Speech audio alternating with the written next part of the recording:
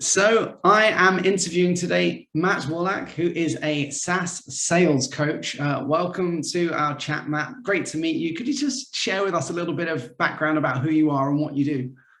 Sure thing, Peter. So I'm a SaaS coach. I help software leaders, software founders scale their companies really, really well. So if they have dreams, if they have goals of achieving incredible valuations, big exits, or just having an amazing business that feeds them a ton of cash, my role is to help them understand the right ways to grow, the best ways to market and get a ton of leads, to get those leads converted into demos, to get those demos to be crazy impactful and to close a whole ton of deals, and then have a team take over and do it for you so you don't have to. So that's essentially what I do. I work with about 150 software leaders from around the world to kind of help them be better. Awesome. Sounds really good. I think it's something that lots of founders in our group and in our audience are going to be able to benefit from just hearing you talk about that. And first of all, I wanted to ask you just which type of SaaS companies are an ideal fit for running demos? Because obviously we have a few models from freemium to your kind of larger deals. What would you suggest for the best kind of SaaS company to have success with demos? Well, first, B2B, you don't really see a lot of B2C demos. It just doesn't quite fit. But any B2B product that is above a $50 or $75 a month total cost is going to be a good demo opportunity, and probably a smart way to go to demos. If you're looking for a product-led growth strategy with no sales interaction and no demos, you really need to be a small ticket item, a $10, $20 type item.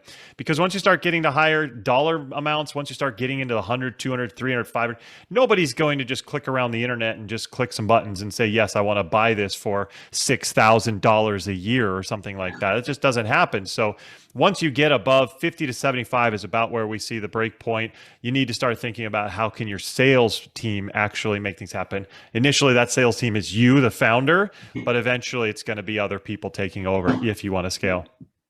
And for building out this process of implementing demos and getting them to succeed and convert, how do you talk through that process, like in a kind of framework for founders who are starting to set up demos for the first time? Yeah, well, I remember my first SaaS. So we had a SaaS company and we were so excited. This product was going to be amazing. And we knew that the market was going to take it over and love it. And we're going to be rich. And we sucked early. We could not figure it out and could not sell things. And it was very frustrating for a long time. But this process that I came up with made it so that we were able to have very impactful demos such that people went from saying, hey, this was nice, thank you, to saying, whoa, where have you been? We've needed this. We've got to have it. And that's what you have to get your buyers to. They've got to feel that emotion. The problem was everything I tried to do initially wasn't working. Everything I thought would work, everything I thought what a salesperson should do didn't work for a variety of reasons. And so I had to go through a real struggle path and a learning phase to try and figure out what are the right ways.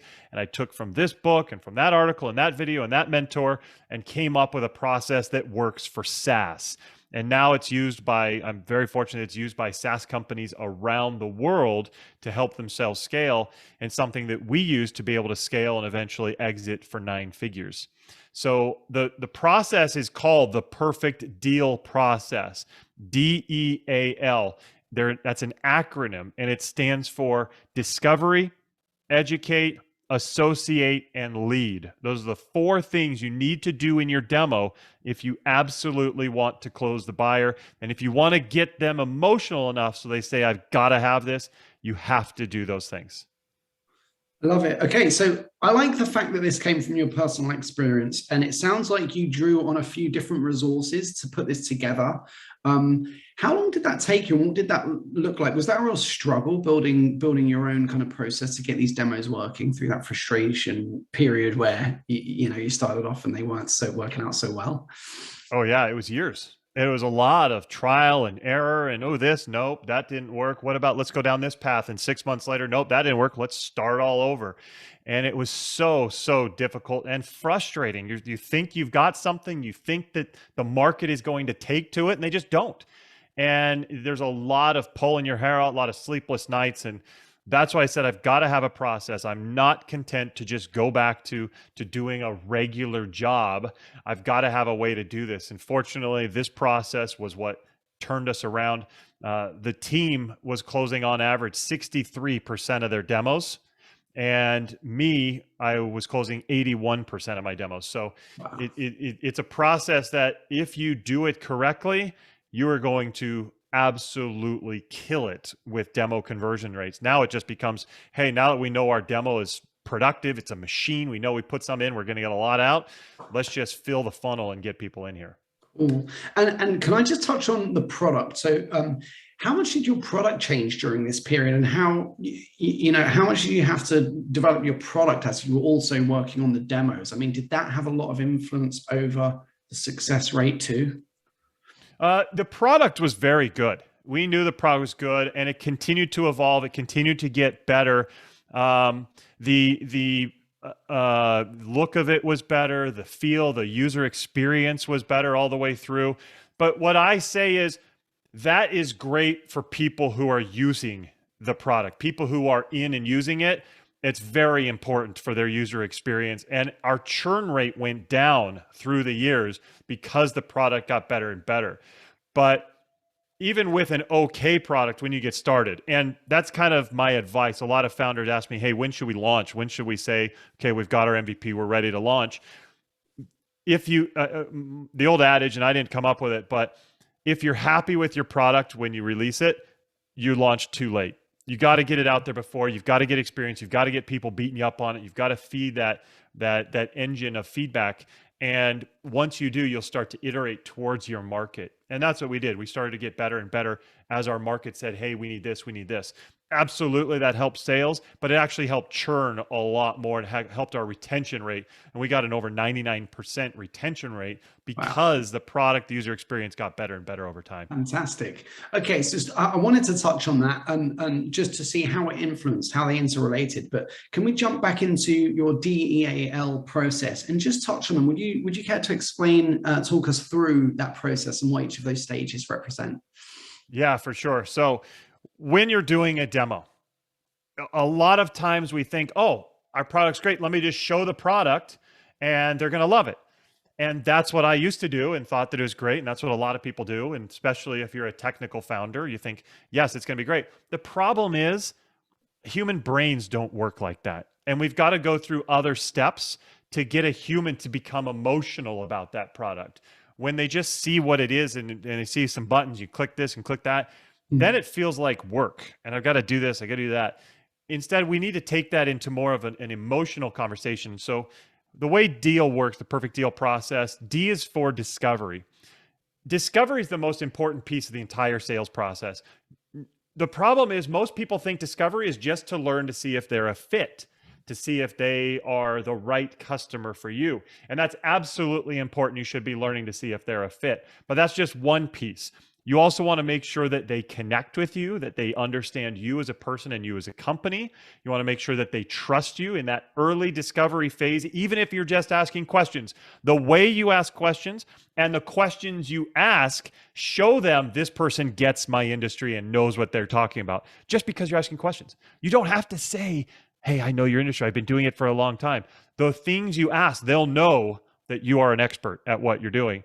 And the final piece is the biggest piece that most people miss, and that's you need to get them emotional about their problems. They should leave discovery hating their problem more than when they came in. A lot of times they come in like, yeah, we kind of want to solve this, or we're looking for this thing. I'd like to see what happens. You want to take them from that to, oh man, we're in a bad way. Our situation is horrible. We've got to fix this right now. And if you do discovery properly, you can do that. One of my clients is a great example of this. His name's Greg. He came into my program at a 2.9% close rate. 2.9% close rate on his demos. Can you imagine? Yeah. It'd be so frustrating. He's figured out how to rework the discovery, how to update it so that he's really getting people really frustrated with what their problems are. He's identifying these problems. He makes sure they identify it, and he makes sure they feel how bad it is. And now what he's told me is he's been able to get them to a point where they are 80 to 90% closed before they ever get into the demo to see the product. They are already to a point saying, holy cow, I didn't realize how bad we were. We've got to fix this now. And, oh, you've got something? Okay, great. I relate it, Peter. I've got an analogy on this. Let's say you're going through a desert, right? It's the sun's baking you. It's hot. It's horrible. You're crawling through the sand, and you're just like, oh, I'm about to die. This is terrible. If somebody comes along with some water, and you're about to die, when they hand you the water, you're not gonna say, wait. Is this Evian? Has this been filtered? I want to make, is this pure? Is this, what do you got? No, you're going to take that and just chug it. You don't care what it is. And that's kind of what we're doing within the sales process is if you can get discovery right, you're going to get them feeling like they're in a desert and they need a solution right now. And that's how you can close them. Oh yeah, you have a solution. You've got something. You've got water. Great. I'll take it. Let's go. Okay. That's what's so important. Then that's when you need a great product, because once they're in, you need to keep them. Yeah, right. I like this. You're heightening the kind of pain or the scale of their problem. What are some of the tools and tactics that you use, that you employ to get them to feel that emotion associated with their problem? Absolutely. Great question. So let's talk about my knife analogy. If you have a prospect come to you and they have a problem, let's call that they have a knife in their gut. I know it's kind of gruesome, but that's what it is. So they have a knife in their gut. Now, when they come to you, they might not be thinking of that knife. They might be saying, hey, my shoulder hurts, and I want to see if you have any shoulder therapy or something like that. A lot of salespeople say, okay, let's fix your shoulder. But what you need to do is be that expert. If you've talked with enough people in your industry, even if you haven't sold this for a long time, you should at least understand what the people in your industry are going through, what your market is living with, and you should understand what the problems are or should be. And so you might say, yeah, your shoulder kind of looks dinged up, but that knife in your gut looks horrible. So you can recognize their pain even before they do sometimes. And a lot of people out there listening might be saying, yeah, I do think that they have this problem, but they tell me this. So step one is you need to recognize they have a knife in their gut. Step two is they need to recognize it. You need to make sure they understand it. And the problem is a lot of salespeople stop before they get there. Like, oh, well, I see they have a knife. They must know that. Let me show them how to get it out. The problem is they don't know it. They don't think about it. They're thinking about the shoulder. And if you start telling them how to pull a knife out, they're like, dude, I'm talking about my shoulder. What's the problem? And so you really need to focus on getting them to first identify that they even have that problem and realize that's a problem. And so now you've done that. That's step two. And then the better reps, they do those things, but then they stop there. Now, the problem is if you were to encounter somebody in the street and they actually had a knife in their gut, you'd say, oh, let me help you. Let me pull it out. And so in sales, that's what a lot of people try to do. Once they realize that that person sees the knife, they're like, oh, I'll just pull it out. Let me tell you about our product. It's going to save you and you're going to be fine. The problem is they might still not feel like that knife is as big a deal. And they say, yeah, well, I didn't realize it, but we've been living with it this long and we're dealing with it, so it's all right. And the challenge is if it's all right to them and you start selling them something, they don't care enough. They won't believe that they need that product right now. And so instead of being a nice person and pulling it out, what I coach my clients to do is instead of pulling the knife out, you need to twist the knife. You need to, I know it sounds macabre and it's very bad, but we want to make sure that person feels the pain, because if they don't feel the pain, they're not going to take steps to improve their situation. Think of an alcoholic. An alcoholic, oh yeah, I'm fine. I can handle it. Like just another drink. It's okay. It's okay. It gets worse. Until they know how bad it is, until they hit rock bottom and they realize how bad, they're not going to take steps to improve themselves. It's the same thing here. Until your prospects realize how bad it is, they're not going to try and help themselves and get over it. They're not going to buy your product. So if you can get them there, you're not hurting them. You're making their situation better by making them realize how bad things are. So you need to twist the knife, ask questions like, how long have you lived with this? What exactly are you going through to solve this currently? And what if you didn't have this problem? And where could the company be if you had this solution? Then they start realizing, whoa, okay, I guess we would be here. And I guess we're missing out on this. We're losing this. That's when you've really overcome. And that's when you can get them emotional and you can solve their problem. Awesome. Hey, I really love the analogies and I like the process. It sounds like a lot of founders could really benefit from some of the coaching that you do. How can they find your programs or learn a bit more about you, Matt? Yeah, so I'm really active on LinkedIn. That's my main thing. If you just search for Matt Wolach, Wolach, you'll find me there. I also have a really cool metrics calculator. So if you're a SaaS company and you want to calculate your metrics and make sure you're hitting the right benchmarks, I built a spreadsheet in my first SaaS company that I helped me kind of track everything, and I can share that with you. In fact, I put it up on the web. If you just go to SaaSSalesScorecard.com, SaaSSalesScorecard.com. If you go there, you'll see it. You can download it for free, and then you can start tracking all of your things. It's going to show you the benchmarks you should be at. It'll automatically calculate your goals. It'll show you red and green, depending on if you're in a good place or a bad place with each metric, and that way you'll be able to see everything and see where you are and what you need to focus on. Awesome. I love it. Thank you for sharing that. Thank you for chatting with us. Really appreciated your time, Matt. Good to talk with you. My pleasure, Peter. Thanks for having me.